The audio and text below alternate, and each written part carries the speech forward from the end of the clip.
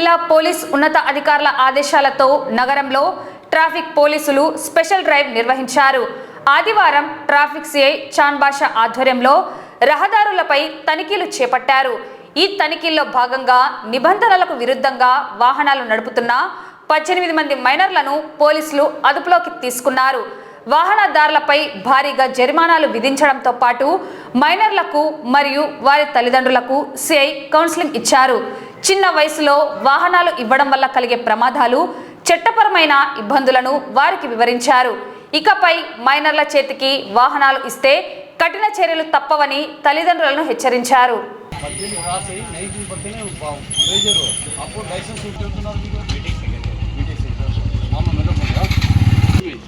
తర్వాత నిజ జీవితంలో కూడా కానూరులో రావడం.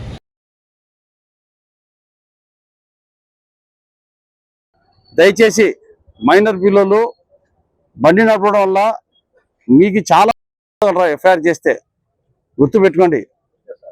రోజుకి ఒకరోజు నాయన గారు 1000 రూపాయలు సంపాదిస్తారు. ఎంత వస్తుంది రోజుకి? 700.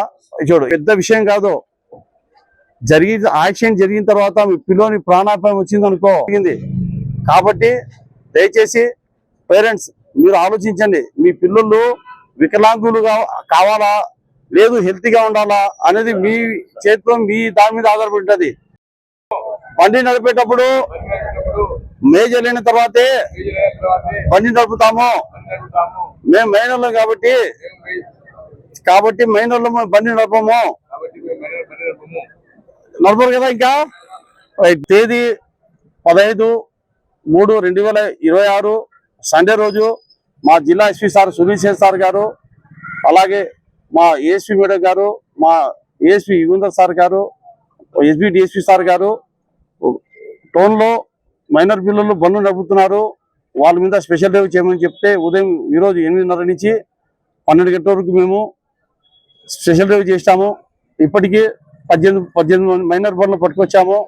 అందరూ 5,030 రూపాయలు జరిమానా ఉంది సార్. పేరెంట్స్ మేమంతా పేదోళ్ళం సార్, 5,000 రూపాయలు కట్టుకోలేము, మా పిల్లలు తెలియక బండ్లు తీసుకొస్తున్నారు అని బాధపడుతుంటే ఇంకా మా జిల్లా ఎస్పీ సార్ గారికి, మా డిఎస్పీ సార్ గారికి రిక్వెస్ట్ చేసుకుని ఇద్దరు కలిపి ఒక ఫైన్ వేస్తామనుకుంటున్నాము. ఇద్దరు కలిపితే ఒక్కొక్కరు 2,500 2,500.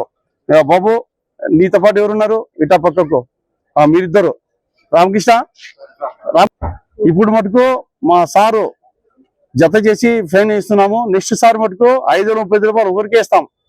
ఫస్ట్ వార్నింగ్ ఇవ్వమన్నారు, వార్నింగ్ కింద మేము ఇద్దరు కలిపి ఫైన్ ఇస్తున్నాము. దయచేసి మీరు మారండి. మీ పేరెంట్స్ సంపాదించే డబ్బంతా చలాన్ రూపంలో మీరు ఖర్చు పెడుతున్నారు. మీకు డబ్బు విషయం తెలియటం లేదు. పేరెంట్స్ మీరు కూడా ఆలోచించండి. పిల్లలైన యాక్సిడెంట్ అయిన తర్వాత కాలు యాక్సిడెంట్ అయ్యి, చెయ్యి యాక్సిడెంట్ అయ్యి రాడ్లు వేసుకుంటే వాళ్ళు రేపు రోజు మా మాదిరి ఎస్ఐగా సెలెక్ట్ కావాలంటే కూడా వాళ్ళు అనర్హులు, అన్ఫిట్ అవుతారు. కాబట్టి వాళ్ళకు మేజర్ అయిన తర్వాత బండి ఇచ్చేదానికి ప్రయత్నించండి.